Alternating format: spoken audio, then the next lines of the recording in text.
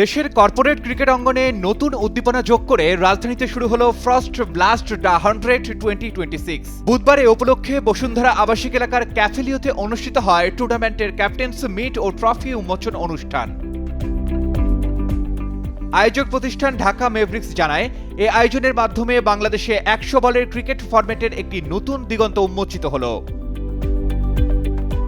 Corporate পর্যায়ে অপেশাদার ক্রিকেটারদের অংশগ্রহণে টুর্নামেন্টটি ভিন্ন মাত্রা যোগ করবে বলে আশা করা হচ্ছে।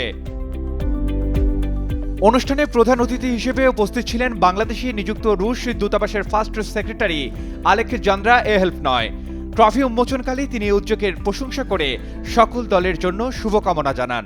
I wish the Dhaka Mavericks and other teams which will take part in this competition all the best and the best luck. Tournament বাস্তবায়নে বিভিন্ন প্রতিষ্ঠানের সহযোগিতার কথা উল্লেখ করে আয়োজকেরা বসুন্ধরা গ্রুপের প্রতি কৃতজ্ঞতা প্রকাশ করেন। এছাড়া goals gym power by sponsor এবং এসবিজি কো স্পন্সর হিসেবে যুক্ত রয়েছে।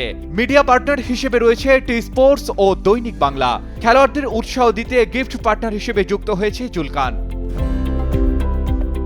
আয়োজকেরা জানান, আন্তর্জাতিক মান অনুসরণ করে টুর্নামেন্টটি আয়োজন করা হচ্ছে। এতে আইসিসি অনুমোদিত নিয়মে সাদা বলে 100 বলের ইনিংস খেলা হবে। ফ্লাডলাইটের আলোয় ম্যাচ আয়োজন, ডিএলএস পদ্ধতি এবং কৌশলগত টাইম আউটের মাধ্যমে আধুনিক সুবিধাও রাখা হয়েছে। প্রতিটি দলে থাকবে 15 সদস্যের স্কোয়াড। পুরস্কার হিসেবে চ্যাম্পিয়ন দল পাবে 1 লাখ টাকা এবং রানার্স আপ দল পাবে 50,000 টাকা। পাশাপাশি ব্যক্তিগত পারফরম্যান্সের জন্য থাকবে বিশেষ পুরস্কার। Arman Ali, Daily Sun.